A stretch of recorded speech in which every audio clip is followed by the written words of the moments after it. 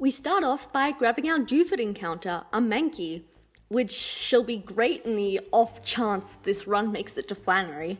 Then it's Brawley time. Now, we don't have the best team for Brawley, but it's far from the worst.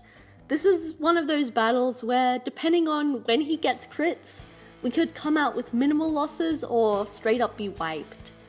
We lead Struggler vs Hitmonchan for the Intimidate spam.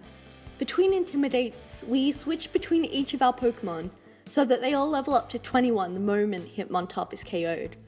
Ring does most of the hard work before Shelma comes in to finish the job. After our mass level up, Brawley sends in Hitmonlee, so we once again turn to lowering his attack. Between Struggler and Charm, he goes down to -6, and we send in ... to Body Slam until KO. A similar strategy is implemented against Hitmonchan, though with our Pokémon now much lower in HP, we won't be able to keep it up forever. Against Meditite, I begin to intimidate him down, while crossing my fingers, Struggler avoids a crit. Eventually, he's brought down to the red, allowing a flail to one-shot. Hariyama is next. I switch in Shelma to take the fake out, then Struggler comes out to get an attack drop-off. I realize in order to get a safe switch, a sacrifice is necessary at this point, so we say bye-bye to Shelma. Send in Charm to lower his attack another 2 stages, but a crit means we say see you to him as well. With Hariyama's attack now sufficiently lowered, Ring can come in and 4-shot with Body Slam without going down in the process. Finally, Poliroth comes out, and I realize to get a safe switch to I Feel Happy, yeah, we need to make another sacrifice. So, goodbye Ring. I Feel Happy is safely sent out, Poliroth misses Hypnosis, though we had a Chesto Berry anyway. Then we survive a Surf to get off the winning attack. That was quite a brutal battle, and we're rapidly bleeding Pokémon. The more we lose, the harder it becomes. Still, we venture on, nabbing an Onyx from Granite Cave.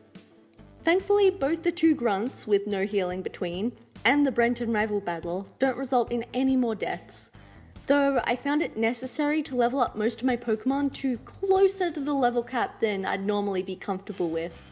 I backtrack to grab the EXP share as soon as it's available, which is immediately after beating the grunts, though I still worry about multiple key team members over-leveling before we reach Watson. Thankfully, the moment we get to Moorville, the location of the 3rd gym, we have access to so many new encounters who can help take the pressure off our OGs. These thankfully include a Volt Absorb Lantern, so suddenly I'm feeling good about our chances of beating Watson. The idea is to KO the Jolteon with Thorns. However, I start by switching between Snap, Trunks, Struggler, and Volty, which essentially trades a little damage on Struggler for 5 level ups after Jolteon goes down to 3 Sludge Bombs, of which we unfortunately missed the 2-shot range. We were able to synthesis up, so we can survive a non-crit from the Lantern, allowing us to get off a little over half damage with Magical Leaf. Snap comes in to take an Ice Punch and finish him off with a Mud Shot. Ampharos is next, so we switch to Trunks. I actually use a rather risky strat here, but I felt it gave us the best chance of winning, so I went with it. That strat is to take advantage of Trunks' ability to prevent crits, to let Ampharos hit it down to the single digits, and then we endeavour to bring Ampharos down that low as well. The risk is, if Ampharos super high rolls both times, Trunks can die. It does happen to work out this time though, and we live on 6 HP, hitting him down to the red. Ice Shard, our priority move, won't quite do enough damage after Leftovers recovery, so Runner comes in to finish the job with a speedy crunch. The Raichu is next. We send in Snap to bait out a Thunderbolt and get a free switch to Volty. After chipping away with Bubble Beam, which is a 4-shot, we periodically switch to Gyarados to make Raichu use an electric attack and heal Volty until we get the KO. The idea was to use a similar strat against the Electabuzz. The AI in Emerald Kaizo usually goes for the highest damaging move, which in the case of Electabuzz vs Lantern would mean Psychic. I should be able to switch in Runner for free, bait an electric move, then switch back to Lantern to heal. It doesn't work out like that, however, with Electabuzz choosing to Fire Punch the Lantern.